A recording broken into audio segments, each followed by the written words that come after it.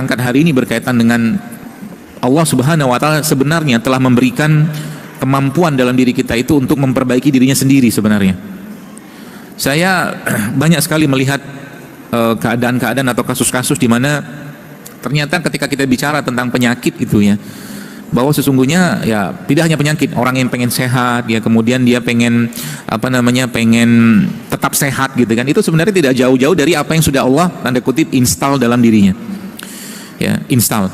Kalau kita lihat bahwa bagaimana Nabi Adam atau mungkin bagaimana iblis laknatullah alaih menggoda Nabi Adam, di situ kan kita tahu dalam beberapa ayat dalam Al-Qur'an iblis mengatakan kecuali, kata iblis ya, kecuali. Jadi semua itu nanti terkena fitnah atau godaan ujian dari iblis dan syaitan laknatullah alaih itu, kecuali kata iblis orang-orang yang ikhlas. Itu yang pertama. Lalu yang kedua apa? Kecuali orang-orang yang bersyukur, dan sedikit sekali dari mereka itu yang bersyukur, kata iblis. Ya. Maka kalau kita kembalikan pada diri kita, sesungguhnya kalau berkaitan dengan bagaimana kita mengaktifkan katakanlah kemampuan tubuh kita ini untuk memperbaiki dirinya, nggak jauh-jauh dari hal-hal tadi sebenarnya. Ya, nggak jauh-jauh dari hal tadi. Yaitu apa? Yaitu yang berkaitan dengan bagaimana kita menjaga keikhlasan kita, bagaimana kita menjaga rasa syukur kita tetap stabil, sabar kita tetap stabil, sehingga tidak banyak keluhan yang muncul atau keluar dari lisan kita. Maka para ulama zaman dulu memberikan pedoman tentang itu. Salah satunya apa? Salah satunya adalah bagaimana kita memperbanyak amal-amal soleh, amal kebaikan yang tidak banyak orang tahu. Ya, itu salah satu caranya. Jadi semakin banyak amal tersembunyi yang kita kerjakan, semakin aman diri kita. Amal tersembunyi. Lalu ada kaitan apa itu semua dengan dengan kesehatan jiwa kita? Ada satu kisah yang mungkin kalau Anda yang pernah membaca buku La Tahzan karangan Dr. Aid Al-Qarni itu, di situ dijelaskan ada seorang yang dia divonis ya sakit dan umurnya tidak lama berdasarkan teori tentang penyakit itu, katakanlah kayak begitu. Meskipun tidak mesti juga kita mengikuti 100% karena yang namanya ajal itu kembali pada Allah saja. Lalu akhirnya dia apa? Dia melakukan suatu hal yang akhirnya membahagiakan, menyenangkan diri. Dia pergi berlayar, ya, dia menyewa kapal. Akhirnya berapa bulan seperti itu dia pergi sewa kapal dan tidak ingat sama sekali tentang penyakitnya. Lalu akhirnya ketika balik-balik lagi beberapa bulan kemudian ternyata dia bisa, atau penyakitnya tadi tumor atau kanker itu mulai mengecil bahkan menghilang. Ya, ini sebenarnya bentuk bagaimana kita memberi makanan kepada jiwa kita itu. Memberi makanan kepada jiwa, dan itu kadang-kadang hal-hal yang sederhana ya. Kalau mungkin orang sekarang mungkin menyebutnya healing gitu ya, healing tapi sebenarnya nggak sesederhana itu juga. Sebab apa? Kalau kita tidak mengenal, tidak mengerti mengapa kita diberikan satu kondisi, maka itu tuh Bapak Ibu sekalian, jamaah sekalian, tidak membuat kita sadar apa masalah dalam hidup kita. Contoh, kalau mungkin Anda yang sudah mengikuti banyak video-video saya, kajian-kajian saya, mungkin sudah banyak saya sampaikan kalau bisa jangan makan ini, kurangi makan ini, gitu-gitu kan, sudah banyak kan, diikutin nggak? Banyak yang enggak kan, banyak enggaknya ya, sekali-sekali khilaf lah dok, dia bilang gitu kan. Kalau khilaf hari ini khilaf, besok khilaf lagi, namanya doyan bukan khilaf kan gitu. Nah pertanyaannya, terus saya bilang lagi, misalkan ya, saya bilang puasa itu bermanfaat bagi kesehatan misalnya gitu kan, gitu kan, semua sudah tahu itu, tapi kan nyuruh tangan ini berhenti untuk ngambil makanan atau minuman dimasukkan ke mulut itu kan bukan hal sederhana dan hal mudah sebenarnya kan, susah loh, apalagi atas nama jangan mubazir, betul lah. Anak makan gak habis biar gak mubazir, ya makan lagi, itu aja kerjaannya gitu. Biar gak mubazir gitu kan. Tapi yang terjadi apa? Pertanyaannya, oke lah itu sebulan mungkin hilap gitu kan. Hilap terus-terusan ya bukan hilap ya, tapi doyan namanya. Jadi bagaimana caranya untuk menghentikan kita tidak makan kan gitu misalkan. Ya udah tahu puasa kan, kurangi makan. Saya kemarin lihat satu video seorang profesor ya di Amerika itu umurnya 53 tahun, wajahnya kayak 30 ya. Masih sekali dia, masih sangat sehat, bugar gitu kan. Dan ternyata judulnya rahasianya apa coba, cuman dia katakan saya tuh makan sekali sehari doang, dia bilang. Cuma sekali sehari. Tapi makannya bener. Ya bukan ngasal. Kita ini kan banyak makan itu ngasal. Ya, kerupuk gitu kan. makan kerupuk 1 bungkus gitu kan. Terus makan lagi macam-macam lah gitu kan. Makannya kalau mungkin kita bilang tuh bukan makanan yang padat nutrisi, tapi padat rasa. Rasa buat lidah tapi nggak padat gizi gitu lah. Jadi cerita tuh itu sebenarnya ada metodenya sebenarnya ya. Namanya tuh 1 meal a day. Makan sekali sehari. Tapi yang dimakan itu bergizi tinggi. Ya, enggak masalah sebenarnya. Makanya sebenarnya yang saya pahami dan pelajari, nggak ada kaidahnya kita tuh makan 3 kali sehari, itu nggak ada. Jadi kalau Anda sudah paham sebenarnya makan tuh kapan? Kalau perlu ya makan. Kalau nggak perlu nggak usah makan. Kan gitu sebenarnya. Cuman kan nggak semudah itu. Godaannya kan banyak. Seringnya kita perlu nggak perlu kita makan. Seringnya begitu. Jadi jamaah sekalian, tadi kembali ke bagaimana caranya Allah untuk membuat kita berhenti makan. Nah akhirnya kan muncul sakit misalkan. Sakit itu, kalau yang paham sakit, apa yang terjadi waktu kita sakit? Kan ditarik selera makan kita. Ditarik selera makan kita. Akhirnya apa? Makanan nggak berselera. Akhirnya yang terjadi apa? Kan puasa. Dipaksa puasa. Dipaksa nggak banyak makan yang sebelumnya banyak makan, kan gitu. Oke. Lalu apa lagi? Waktu sakit, apa yang Allah kerjakan dengan tubuh kita? Atau apa yang Allah berikan kepada tubuh kita? Salah satunya adalah diperbanyak tidurnya kita, ya kan? Orang sakit kan makannya sedikit, tidurnya banyak. Itu kan gaya bayi. Bayi itu kan sebenarnya tidurnya juga banyak, meskipun makan juga banyak gitu ya. Yang maksud saya itu gaya-gaya atau mungkin hal-hal yang sifatnya apa tuh namanya, yang sifatnya itu mendetoks ya, mungkin pembersihan ya. Itu tuh sebenarnya sudah ada dalam lagi-lagi diri kita yang sudah Allah berikan ya. Tidur misalkan, kalau kita bahas tidur sedikit, apa manfaat tidur? Atau mungkin nggak usah tidur dulu ya, terlalu jauh. Contoh mungkin matahari. Lihat matahari itu, bukan menatap mataharinya sih ya, misalkan. Itu Bapak Ibu sekalian, jamaah sekalian, itu banyak sekali manfaatnya. Mulai dari apa? Dia bisa merangsang tubuh untuk memicu gen-gen awet muda. Itu melihat matahari. Kemudian apa lagi? Dia bisa memicu untuk memetabolisme hormon, melihat sinar cahaya matahari itu. Makanya ini bukan peringatan, tapi nasihat saja. Jangan suka sering-sering. Jadi segala manfaat matahari, misalkan dari endorfin, melatonin, hormosis, sirtuin, autofagi, berlimpah manfaat ketika mata kita itu melihat matahari. Itu semua tidak akan kita dapatkan kalau pakai kacamata hitam. Paham ya? Kacamata hitam.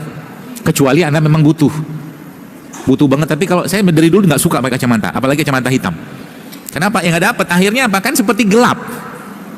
Ya, padahal nyerap mata kita tuh nyerap cahaya matahari itu sudah sebenarnya suatu bentuk proses penyembuhan sebenarnya. Ngelihat matahari, ngelihat cahaya ya, bukan lihat matahari, ngelihat cahaya matahari. Bahkan itu menjadi salah satu hal yang sangat sering dilakukan Rasulullah SAW kalau beliau keluar rumah lalu beliau menatap langit, melihat cahaya, melihat langit yang luas itu. Ini bisa dipraktekin nanti kalau pulang, pandangin matahari, pandangin langit ya. Dengan cahaya yang siang nanti kan jam 11, jangan lihat mataharinya, lihat cahayanya aja. Itu sambil Anda berdoa. Ada doanya. Apa doanya? Allahumma inni a'udzubika an adillah au udhalla au azilla au uzalla au azlima au uzlama au ajhala au yujhala alayya. Itu doanya. Nanti di browsing ada kok. Allahumma inni a'udzubika an adilla au udhalla. Aku berlindung padamu dari disesatkan ya, dan menyesatkan orang lain. Itu doanya. Ini sebenarnya benteng, seperti kalau mungkin kita bilang jampi-jampinya kita ya. Jadi sebenarnya doa itu adalah jampi-jampi syar'i sebenarnya, doa itu. Jadi semakin banyak seseorang itu berdoa, Bapak sekalian, semakin terlindunglah jiwanya ya, bahkan raganya. Seperti itu. Allahumma inni a'udzubika an adilla au dhalla au azilla au uzalla, dari digelincirkan dan menggelincirkan orang lain, kemudian dari menzolimi au azlima au uzlama, dari menzolimi dan dizolimi orang-orang lain ya. Dan yang terakhir au ajhala au yujhala alayya ya, dari dibodohin dan membodohin orang lain. Itu doa perlindungan sebenarnya ya. Dan supaya apa? Supaya hati kita itu sebenarnya dijaga untuk selalu luas hati ya. Kenapa hati itu harus luas? Karena begini, saya tuh sebenarnya pengen bikin kajian judulnya itu apa ya? Seperti baju yang saya punya. Saya punya baju judulnya Feeling titik-titik deleting. Perasaan titik-titik dihapus gitu. Jadi ada waktu-waktu tertentu kita tuh nggak perlu pakai perasaan terus. Sebab kalau semua dirasa-rasa, aku tuh benci banget sama itu misalkan. Aku nggak suka banget, dia tuh menghina aku, belah, itu kan perasaan terus. Makanya Nabi membatasin untuk marah. Nabi itu pernah nggak marah kalau urusan agama. Tapi pun urusan agama pun Nabi lihat-lihat dulu siapa yang mau dimarahin. Contoh kayak begini, kita pernah dengar hadisnya kan, Nabi lagi ngisi dalam suatu halaqah dengan sahabat, tiba-tiba ada Arab Badui masuk datang kencing di masjid, harusnya marah kan, tapi Nabi nggak marah. Dilihat dulu siapa yang harus dimarahin gitu loh. Nah, doa-doa seperti ini Bapak Ibu sekalian ya, atau mungkin bacaan-bacaan, jadi fungsi sebenarnya itu apa? Fungsi sebenarnya itu adalah untuk melindungi jiwa kita ya. Jiwa terlindungi, hati terlindungi, iman terlindungi. Kenapa? Kadang-kadang sering kali kita tuh lupa ya. Lupa dengan apa? Lupa dengan kita tuh gini loh. Saya sering sekali mendapatkan orang-orang kayak begini ya. Dia ngaji tiap hari ngaji ya. Tapi ketika ada suatu masalah, kondisi yang sifatnya itu memerlukan asupan nutrisi ilmu dari apa yang dia pelajari, nggak nyambung, putus dia. Paham nggak? Nah itu sebabnya hari-hari kita itu Bapak Ibu sekalian, jamaah sekalian, perlu minta hidayah. Jadi ketika ada masalah, ilmu yang kita pelajarin itu bisa kita pakai di situ, bukan dilupakan gara-gara was-was ya, gara-gara kecemasan. Contoh mungkin di zaman pandemi kemarin, kayak orang lupa tentang ya Allah yang mentakdirkan gitu kan. Ada orang yang mungkin luar biasa terpaparnya dengan virus misalkan, tapi nggak kena juga. Menjaga sih wajib secara ikhtiar kita, cuman kadang-kadang kita tuh lupa bahwa ada Allah yang mengendalikan itu. Maka sebenarnya tulisan saya kemarin itu yang Anda baca di Instagram yang ada gambar galaksi segala macam itu kan sebenarnya tulisan untuk ngingetin gitu loh, bahwa ini ada yang ngatur, ini ada yang urus. Jangan terlalu banyak semua tuh diikutkan dengan perasaan gitu loh. Kenapa? Jiwa kita itu kecenderungannya atau nafsu kita tuh mengajak kepada keburukan, maka dia harus dipakein tali gitu loh, ditarik gitu loh.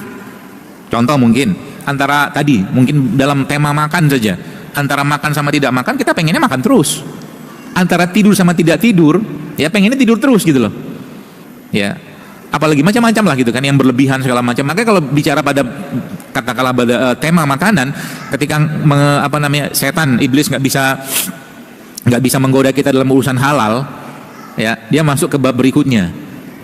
Tema berikutnya apa? Dia godain kita dalam urusan toyib kan gitu kan.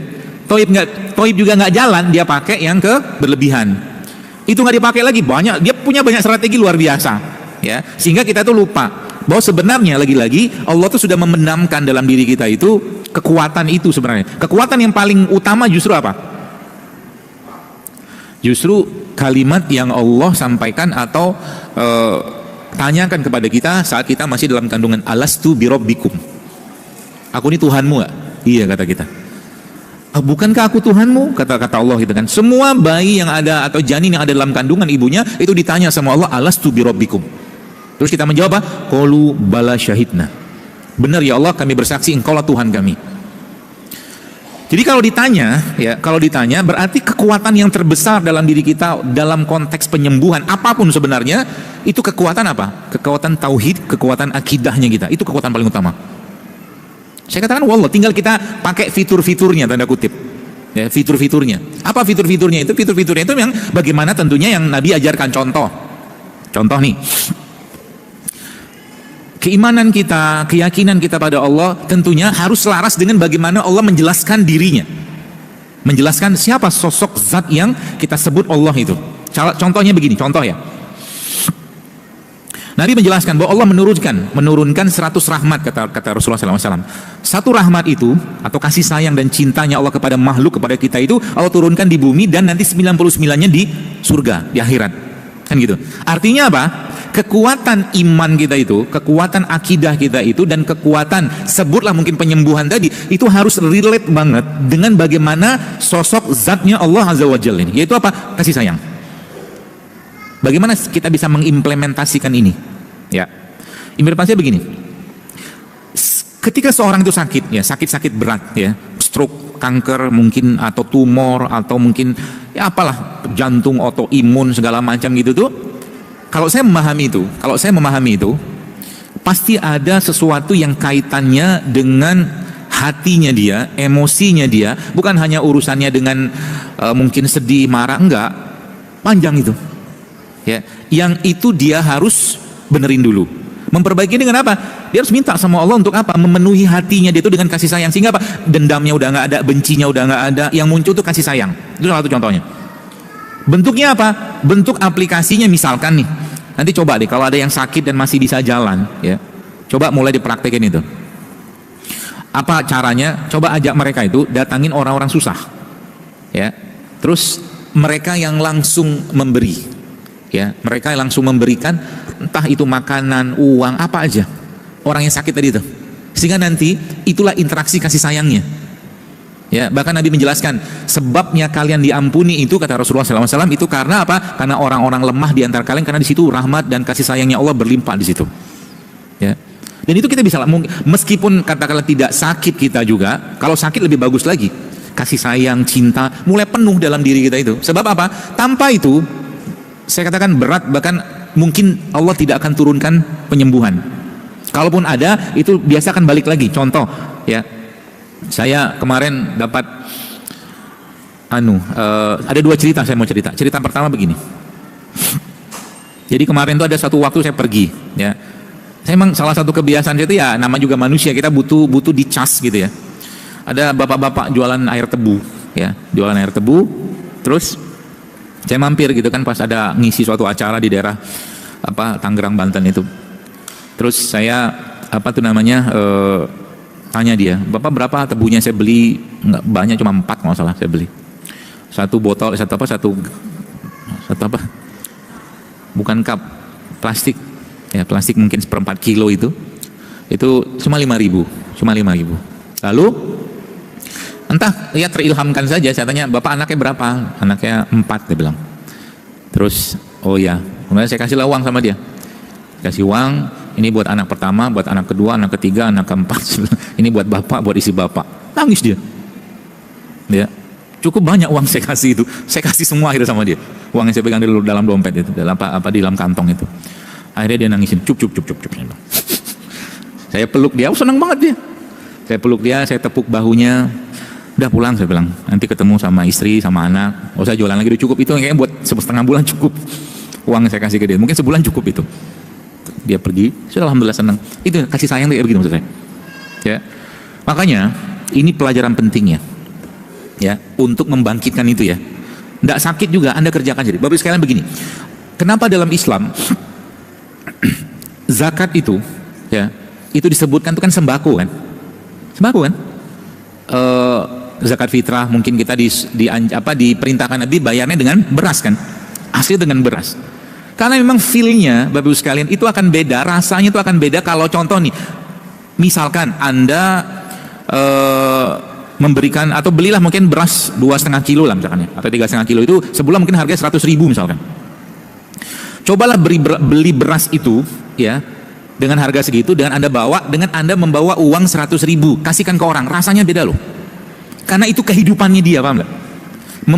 Membelikan beras atau memberikan beras sebanyak itu tuh sama ngasih uang sejumlah yang sama dengan beras, itu feel-nya beda di kita. Beneran. Nah itu tuh saya katakan memberikan hadiah itu memang pada pada konteks tertentu dalam syariat itu diperintahkan kita memberinya sembako. Ya, apa bahan makanan pokok yang kita pakai gitu loh. Karena memang rasa kasih sayang, cinta, ya, kemudian kayak kita seperti mungkin bahasa sekarang tuh ngeblend gitu kan, ngeblend dengan orang kita beri itu kan memang hanya bisa didapatkan dari apa yang dia biasa makan tiap hari, salah satunya, ya, seperti itu. Jadi itu yang pertama, ya, tadi ceritanya itu. Cerita yang kedua, ya, ini sebenarnya kita coba ya mulai jiwa tuh dididik gitu kan, untuk jiwa kita, hati kita tuh dididik untuk apa? Untuk dia semakin banyak merasakan getaran-getaran kebesaran Allah, getaran kasih sayang Allah di segenap penjuru langit, bahkan diri kita sendiri, sebagaimana Al-Fusilat menjelaskan itu, sehingga apa? Gampang banget tersentuh. Itu bagus tuh. Ya. Dok, saya pernah itu, dia bilang. Ada sih orang mungkin ya, ketika dia mendengarkan Al-Quran, tiba-tiba dia menangis dengan terharu luar biasa. Ternyata ayat ini baca tentang pernikahan, kan nggak nyambung. Yang saya maksudnya itu ayat-ayat yang kaitannya dengan jiwa kita tuh jadi bergetar, takut ya dengan ancaman Allah, siksa Allah gitu maksudnya. Ya. Itu saya pernah cerita di beberapa tempat juga, ada seorang teman lah gitu kan, teman saya itu dia Masya Allah dia kadang-kadang lihat orang gitu ya di pinggir jalan, mungkin bahkan tukang parkir pun kadang-kadang lihat tukang parkir pun nangis dia. Sampai kayak begitu. Sebenarnya kalau Anda baca satu buku judulnya Tangisan Orang-orang Soleh atau Salafus Soleh yang ngarang, yang penulisnya namanya Ibnu Khudamah, itu bagus buku itu. Orang-orang zaman soleh zaman dulu bagus sekalian. Lihat matahari itu bisa nangis loh. Kira-kira nangisnya kenapa? Kita aja kan nggak mikir, nangisnya kenapa? Lihat aja matahari, apa mau dilihat? Apa mau dinangisin gitu kan? Kenapa bisa kayak begitu? Karena mereka ngerti hadisnya. Mereka ngerti hadisnya. Apa kata Nabi SAW? Di yaumil hisab nanti itu kan matahari didekatkan sejengkal. Jadi rasa mereka dengan akhirat itu sudah dapat gitu loh. Itu poinnya sebenarnya. Sehingga apa? Gak ada yang perlu dikhawatirkan lagi, gak ada yang perlu disedihkan lagi. Contoh mungkin tadi cerita yang pertama itu, ada cerita lagi tuh, ada sebuah mungkin pasien gitu kan. Subhanallah Bapak sekalian. Ini kekuatan cinta ya, kasih sayang itu ya. Beliau ini semoga Allah sembuhkan dan sehatkan beliau kembali. Ada tumor segede gini nih. Sebesar telapak tangan saya ini ya, di salah satu bagian tubuhnya. Jadi keluarganya itu subhanallah ya, ramai berdatangan ngasih semangat, bahkan ada khusus bagian keluarga yang petugas, bukan petugas sih, sebelumnya petugas yang khusus bikin dia ketawa biar happy ya. Kadang-kadang dipanggil tengah malam si fulan dan fulana ini, suami istri ini, subhanallah, setengah 10 malam minta dipanggil untuk menghibur dia, tapi dia datang, memang dia senyum si pasien ini. Keluarga datang ramai, keluarga datang, subhanallah. Kemarin saya dapat informasi ini pecah, tumornya pecah ya. Terus juga ramai datang yang apa namanya menyemangati dia, ngasih ibu kata perhatian, kepedulian, itu kan kasih sayang sebenarnya kan. Dan itu sebenarnya makanannya jiwa itu, gitu ya. Maka itu harus dicari. Justru malah itu kekuatan terbesarnya diri kita. Karena dari seluruh asmaul husnanya Allah itu kan ada Al-Muntakim ya, Allah yang Maha Bisa. Itu kata Nabi SAW yang paling utama cuma dua, Rahman Rahim. Coba deh kalau Anda baca tentang kajian Asmaul Husna itu, hanya dua itu aja. Yang lain itu tertutupi dengan kasih sayang dan rahmatnya Allah. Harusnya itu kita lagi-lagi masukkan dalam diri kita. Bahkan matahari itu, kalau kembali sedikit ke matahari, cahaya matahari itu ternyata dalam kajian penelitian itu bisa membangkitkan hormon bahagia, hormon kasih sayang, endorfin, melatonin, serotonin. Berjemur doang ya, itu fitur di luarnya kita, tapi dalamnya kita tinggal kita ambil bahan bakunya yang kita bisa membuat jiwa kita itu, Bapak Ibu sekalian, jemaah sekalian itu merasa tadi nyaman. Pada akhirnya apa? Pada akhirnya lihat. Pada akhirnya apa namanya? Ketika sudah sampai pada titik kepasrahan itu, ya. Coba lihat doa-doanya para nabi itu kalau sudah sampai pada titik kepasrahan dan mereka sudah nggak mau mikir macam-macam, itu nggak jauh-jauh dari doa apa? Doa yang urusannya atau mungkin narasi bunyinya itu memuji Allah, ya. Dan biasanya ada kaitan dengan kalimat tauhid. Contoh doanya Nabi Ayub atau Yunus lah dulu. Nabi Yunus ketika dalam perut ikan besar itu kan doanya memuji Allah. Ibarat kata bahasa saya itu seperti merecall kembali ya pertolongan Allah, kebesaran Allah, kekuatan Allah yang sudah Allah Subhanahu wa taala berikan pada diri kita dengan keyakinan tadi. Nabi Yunus doanya kan la ilaha illa anta subhanaka inni kuntu minaz zalimin. Ada enggak doa minta dikeluarkan? Enggak ada. La ilaha illa anta subhanaka inni kuntu minaz zalimin. Nabi Ayub juga sama. Ya, doanya apa? Doanya Robbi apa tuh namanya? Lupa pula saya. Wa anta arhamur rahimin belakangnya. Robbi anni massaniyad dur. Kan gitu kan? Ya Allah, aku kena penyakit. Kata Nabi Ayub, orang yang kasih penyakit. Yang kasih penyakit Allah sudah tahu juga. Kenapa lagi ngomong sama Allah? Kan gitu. Terus wa anta arhamur rahimin, dan engkau lah yang Maha Pengasih, Maha Penyayang. Balik-baliknya ke apa? Ke tadi, ke tauhid, ke akidah, keimanan, kekuatan, keyakinan pada Allah. Apalagi kita sudah tahu ya, dalam surat Asy-Syu'ara sering kita baca apa itu, wa iza maritu fahuwa yashfin. Kan itu kan sebenarnya semacam informasi untuk mengingatkan kita kalau Anda berobat atau sakit segala macam, saya katakan bukan itu yang memberikan kekuatan penyembuhan segala macam, tapi Allah yang berkehendak dan Allah yang mengendalikan itu. Contoh mungkin madu.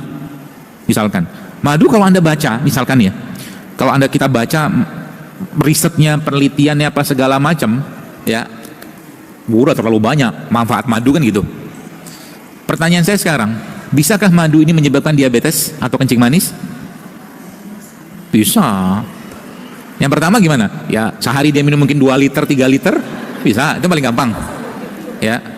Sehari minum 1 kilo, 2 kilo, berlebihan. Kan masuk bab yang tadi itu kan. Nah pertanyaan berikutnya, kalau seandainya itu kita urai lagi, apa yang bisa, kok saya habis madu tiba-tiba gula darah saya naik, ini luar biasa loh, gitu kan. Bisa gitu? Bisa. Sebelum minum madu tadi, dia udah curiga sama madunya. Dia ngomong, ini jangan-jangan kalau saya minum ini, jangan-jangan kalau saya minum ini naik gula darah saya. Kan gitu. Ini naik beneran. Itu kan penyakit, was-was. Ya. Nggak ada. Kalau yang saya pahami dan saya dapatkan, sepanjang tidak berlebihan dan madunya baik, madunya benar, bukan madu-maduan. Ya. Ada masalah. Nggak ada orang kena diabetes gara-gara minum madu, nggak ada. Itu yang saya ketahuin. Kalau seandainya dia minum kena kencing manis gara-gara minum madu, itu perlu ditelusuri. Entah dia berlebihan, entah dia mungkin madunya nggak benar. Kenapa mustahil? Kenapa? Allah sendiri menjanjikan di dalam madu itu ada kesembuhan. Tidak mungkin Allah mau mencelakakan kita kan? Kayak begitu. Ya. Nah, jadi kembali ke itu tadi, kekuatan akidah, kekuatan keimanan. Makanya ya, lagi-lagi saya sampaikan, ketika Anda bertemu dengan orang-orang yang sakit, atau mungkin kita pun sedang sakit, kalau mungkin bahasa orang-orang sekarang, anak-anak tuh chill out man, gitu loh. Tenanglah gitu loh. Allah yang mengendalikan diri kita, ya. Allah yang mengurusin semua urusan kita, bahkan cuma urusan penyakit secuil itu yang enggak juga selama Nabi Ayub yang 18 tahun. Allah sembuhkan cuman Nabi Ayub itu Allah sembuhkan dengan apa? Urkut, kata Allah. Hentakkan kakimu di bawah tempat tidurmu itu sehingga keluar mata air. Kan sembuhnya begitu mudah. Itu banyak kali saya temukan. Ya, pernah satu kisah dalam satu pelatihan saya mengajar pelatihan tentang herbal gitu-gitulah. Ada yang cerita ke saya begini. Dia bilang begini, "Nok, terima kasih ya." Bukan terima kasih, dia cerita tentang pengalaman dia lah gitu kan. Bapaknya atau ibunya saya lupa itu. Jadi mereka tuh sampai pada titik masalah ginjal, seingat saya lupa penyakitnya apa, tapi intinya dia bilang begini, kita sudah sampai pada titik kepasrahan, sepasrah-pasrahnya, kata dia begitu. Lalu apa yang terjadi? Tiba-tiba entah kayak gimana, dia bilang, kami tuh melihat depan rumah kami itu ada pohon kelor. Terilhamkan gitu kan, minum rebusan daun kelor. Subhanallah, akhirnya minum daun kelor, sembuh tuh sakitnya. Udah ditanam Allah sekian lama di depan rumahnya, tapi nggak Allah ilhamkan. Kenapa? Belum sampai ke titik pasrah. Nah, kepasrahan kita tentang penyakit, tentang kondisi kita itulah bentuk sebenarnya keyakinan atau keimanan kita pada Allah Subhanahu wa taala. Itu poinnya. Jadi lagi-lagi kekuatan terbesar itu justru malah keimanannya kita. Ya, dan itu bagaimana caranya sebenarnya? Ya, itu digali atau mungkin dikuatkan lagi-lagi dengan amal soleh. Ya, amal soleh, amal baik kita, baik pada diri kita sendiri, keluarga ataupun pada orang lain, itu yang nanti akan menjadi kekuatan terbesarnya kita, sehingga nanti apa? Ya Allah, ngomong sama Allah, kalau sakitku ini membuat engkau semakin ridho kepadaku ya Allah, maka aku ikhlas, sambil senyum.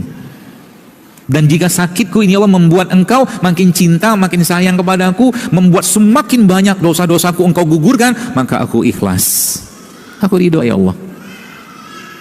Kalau udah kayak begitu, kira-kira Allah sembuhin nggak? Biasanya Allah sembuhin. Allah sembuhin. Kenapa? Dia sudah sampai pada titik penghambaan tertingginya, udah pasrah sepasrah-pasrahnya. Itu yang sebenarnya Allah inginkan. Makanya sakit itu, ya, kalaulah seseorang itu kena sakit, kita mulai akan berpikir, jadi sebenarnya sakit itu rahmat atau ujian? Tergantung kita menilainya. Ya. Kalau sudah naik level pada tingkat awal, pasti kita akan ngomong itu ujian. Pasti. Aku dapat ujian sakit nih, padahal gara-gara ulah dia aja tiap hari makan nggak benar misalkan gitu ya. Kan gitu. Tapi nanti udah naik imannya, ya, naik kepahaman ilmu tentang agamanya, maka apa yang terjadi? Katakan, baru saya sadarin ternyata saya bersyukur sekali dikasih penyakit itu. Itu yang Allah inginkan. Ya, makanya kan kita sering dengar hadis Nabi menjelaskan bahwa urusan seorang mukmin itu mengagumkan, kata Nabi. Dapat nikmat dia bersyukur, dapat ujian dia bersabar, itu aja.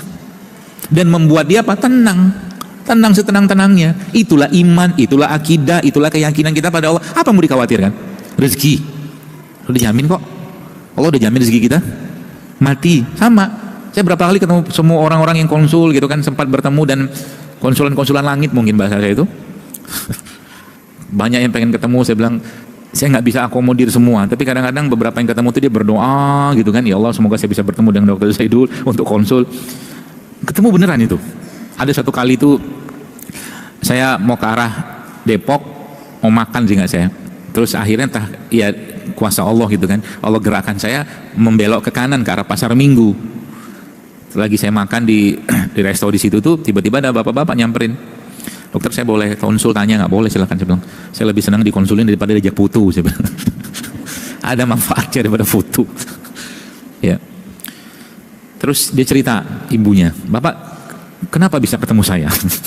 Saya bilang gitu sama dia. Nggak tahu dok, adalah 2 hari 3 hari ini dia bilang saya doa supaya saya bisa bertemu dengan dokter. Dia bilang, saya mau tanya tentang kondisi ibunya yang kena kanker tumor. Itu jelasan segala macam, senang lah dia, mulai tenang segala macam, begini segala macam. Nah itu kekuatan doa lagi kan, itu kekuatan terbaiknya ya. Tapi doa itu tidak akan bisa memberikan kekuatan kalau kitanya tidak yakin, nggak bisa. Yakin itu balik ke bab keimanan tadi kan. Maka berdoalah dengan sungguh-sungguh kata Nabi, jangan tergesa-gesa. Siapa tuh orang tergesa-gesa? Ya Rasulullah, kata para sahabat, orang-orang yang berdoa lalu mereka mengatakan, ya Allah aku sudah berdoa tapi kenapa nggak dikabul-kabulin? Itu confirm tidak akan dikabulkan doanya. Jadi kalau doa belum dikabulin, sabar. Sabar aja. Ya. Dan mungkin gaya kita ngomong sama Allah itu yang perlu diperbaiki ketika kita berdoa. Ya, perlu diperbaiki. Bagaimana caranya kita ngobrol sama Allah itu perlu diperbaiki supaya apa? Supaya nggak kaku. Ngobrol sama Allah. Ya Allah, gini nih, aku mau ngomong. Boleh nggak itu? Justru itu Allah senang kayak begitu. Beneran deh. Tapi tentunya dengan adab gitu kan. Kita memuji Allah dulu, kita bersolawat dulu, atau membaca tasbih. Jadi salah satu disebutkan ini resep doa supaya dikabulkan Allah itu ada. Ya, banyak caranya. Muji Allah, atau dalam sebuah riwayat saya disebutkan itu adalah bahwa kita diajarkan atau sampai apa? Diajarkan Nabi SAW itu untuk membaca tasbih, tahmid, tahlil 10 kali. Subhanallah, alhamdulillah, Allahu Akbar. Ya. Jadi setelah memuji Allah tadi kita, atau mungkin kalimat di depan itu membuka doanya alhamdulillah memuji Allah, kita tambahkan dengan tasbih, tahmid, tahlil 10. Ya. Lalu tambahkan lagi dengan apa? Tambahkan lagi dengan doanya Nabi Yunus tadi, la ilaha illa anta subhanaka inni kuntu minaz zalimin. Ya. Tambah lagi boleh nggak? Boleh. Allahumma inni as'aluka bi anna lakal hamd asyhadu annaka antallahu la ilaha illa antal ahadus samad allazi lam yalid wa lam yulad wa lam yakul lahu kufuwan ahad. Nanti dihafalin itu. Itu pembuka doa yang kata Nabi, kalau orang membaca doa dengan membukanya dengan itu maka doanya akan dikabulkan Allah. Allahumma inni as'aluka bi anni lakal hamd asyhadu annaka antallahu la ilaha illa antal ahad Allahus samad lam yalid wa lam yulad wa lam yakul lahu. Itu baca Al-Ikhlas sebenarnya itu tuh. Cuma dirangkai dalam bentuk doa, kurang lebih kayak begitulah.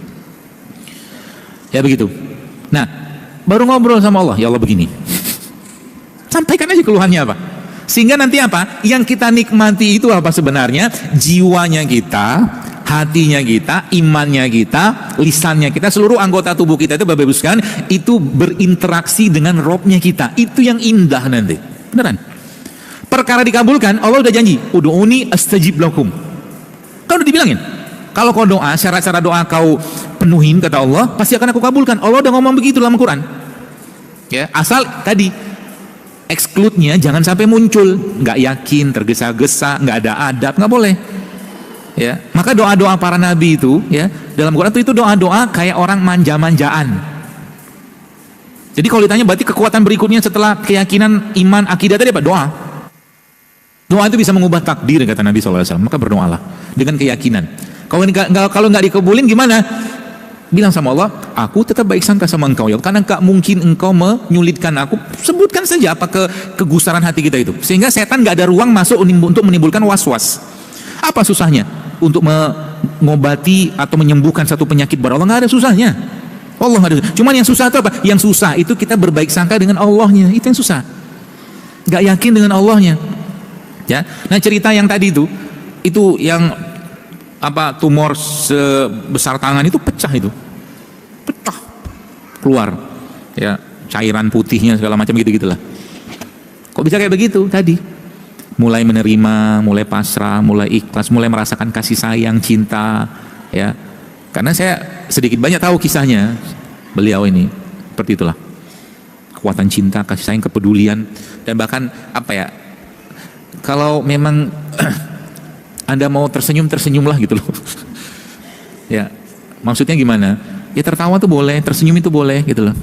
Jadi kalau Saya kadang-kadang ketemu dengan teman-teman atau guru-guru itu bukan ngomongin serius-serius banget juga, ngakak-ngakak aja kita, cuman tentunya dengan nggak berlebihan juga gitu ya. Itu bagian dari apa ya? Ada kebahagiaan, ketenangan kita, ya. Seperti itu. Jadi ini ada kisah satu ya, tapi ini kisahnya konyol ya. Ada kayaknya dalam satu kajian atau mungkin pelatihan apa gitu, ingat saya. Suatu hari ada, tapi nggak usah ceritain deh. Cerita apa nggak? Udah ngomong ya, udah nanggung. Jadi saya ngajak jamaah itu, saya bilang ya senyum, tertawa, gitu, tertawa lah semua gitu kan, cerita-cerita apa macam-macam gitu. Ada seorang bapak-bapak lah gitu kan, bapak Fulan lah, Fulan. Menurut saya yang saya sampaikan itu udah cukup lucu menurut saya, untuk membuat dia tersenyum gitu kan, atau membuat audien atau jamaah ya tersenyum sedikit lah gitu. Tapi dia nggak senyum-senyum. Sampai saya bilang, Bapak Ibu, saya bilang, janganlah kita seperti malaikat Israfil, saya bilang. Malaikat Israfil itu kan dikabarkan Nabi nggak pernah senyum, takut ya malaikat meniup itu sangkakala itu, trompet itu, karena ketakutan luar biasa. Kita senyum-senyum aja, tetap aja gitu. Mungkin ada satu titik di mana dia nggak kuat juga untuk menahan ketawa, tertawalah dia. Dan saya baru tahu alasan dia untuk menutup mulutnya, ternyata emang banyak giginya ompong. Nah, itulah. Ya sudahlah. Ya senyum aja kan, kalau mau maaf kan ompong juga kan apa namanya, masih bisa senyum. Ya gitulah. Keyakinan, doa, ya, cinta, kasih sayang, ya, itu dipupuk, ya, diberi makanan dia, ya. Sebab justru malah lagi-lagi saya sampaikan itu apa tuh namanya, kekuatan terbesarnya kita sekalian. Manusia ini, kalau Anda baca dalam Al-Quran atau kita lihat sebenarnya kita itu dominasi kita itu antara makhluk sosial ya dengan makhluk pribadi. Dominasi kita sebenarnya Quran itu lebih banyak menyebutkan kita tuh makhluk sosial. Maksudnya gimana? Contoh nih, kita disuruh berpergian, bertebaran kata Allah dalam Al-Quran. Berjalanlah kalian, bersebaran semua untuk melihat bagaimana keadaan orang lain itu. Ya, itu yang pertama. Terus Nabi bilang apa? Sebaik-baik kalian adalah manusia yang paling bermanfaat. Ya. Contoh sekarang begini. Bagaimana sekarang saya sekarang pengen ngajak Bapak Ibu sekalian jamaah sekarang mikir. Tolong kerjakan dalam waktu 5 menit. Saya challenge Anda. Challenge-nya apa? Sekarang teman di kanan atau kiri Anda itu coba pikirkan apa kebaikan yang bisa Anda lakukan saat ini kepada dia sekarang.